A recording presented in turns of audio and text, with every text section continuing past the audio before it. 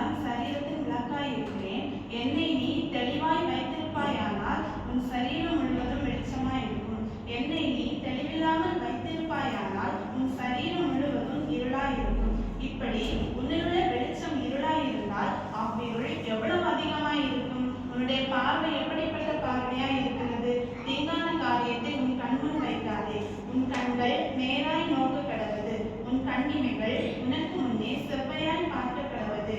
கண்களினால் உண்டான இச்சைகளுக்கு உன்னை விலக்கி காத்துக் கொள்வாயாக. நீ காண வேண்டிய நன்மைகளை காண, காணக்கூடாதவைகளான காரியங்களை காணாதே. பிரசங்கி 11:9 வாலிபனே, உன் கண்ணின் காட்சிகளில் நட, ஆனாலும் இவை எல்லாவற்றின் நிமித்தமும் உன்னை நியாயத்திலே கொண்டு நிறுத்துவார் என்று அறி. எனவே தேவனுக்கு பிரியமான காரியங்களை மட்டும் பார்த்து அந்த பரலோக ராஜ்யத்தை சுதந்திரிப்பதற்கு கண்ணாகி என்னை பரிசுத்தமாய் காத்துக் கொள்வாராக. இரண்டாவதாக காது. என் மகனே மகளே, அறிவை தரும் வார்த்தைகளை விட்டு விலக செய்யும் போதனைகளை நீ கேளாதே. வேதத்தை கேளாதபடி உன் செவியை விளக்காதே. ஏனென்றால் அப்படிப்பட்டவர்களுடைய ஜெபத்தை தேவன் அறிந்திருக்கிறார்.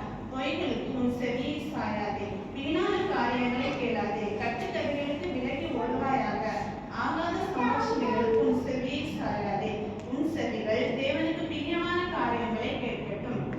கர்த்தர் சபையில் பேசுகிற ஒவ்வொரு வசனங்களையும் உன் செவிகள் செவிகொடுத்து கேட்கட்டும். இப்படியாக தேவனுக்கு பிரியமான காரியங்களை மட்டும் கேட்டு அந்த பரலோக ராஜ்யத்தை சுதந்திரிப்பதற்கு காதாகி என்னை பரிசுத்தமாய் காத்துக் கொள்வாயாக. மூன்றாவதாக நாவு. உங்களில் எவன் ஒருவன் தன் நாவை அடக்காமல் தன் இருதயத்தை வஞ்சித்து தன்னை தேவ பக்தி உள்ளவன் என்று எண்ணினால் அவனுடைய பக்தி வீணாயிருக்கும். மரணமும் ஜீவனும் நாவின் அதிகாரத்தில் இருக்கிறது.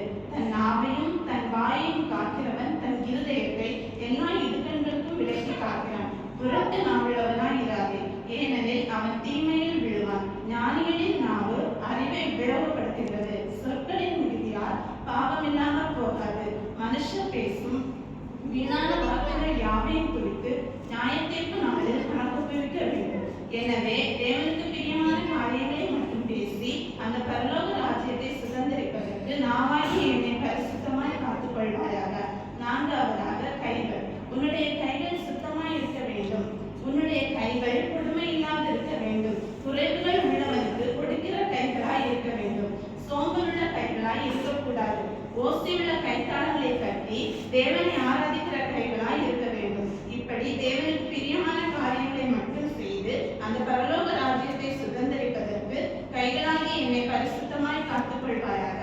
ஐந்தாவதாக கால்கள். உன் கால்நடையை சீர்தூக்கி பார். வலது புறமாவது இடது புறமாவது சாயாதே. உன் காலை தீமைக்கு விலக்குவதே உனக்கு சரியான பாதை.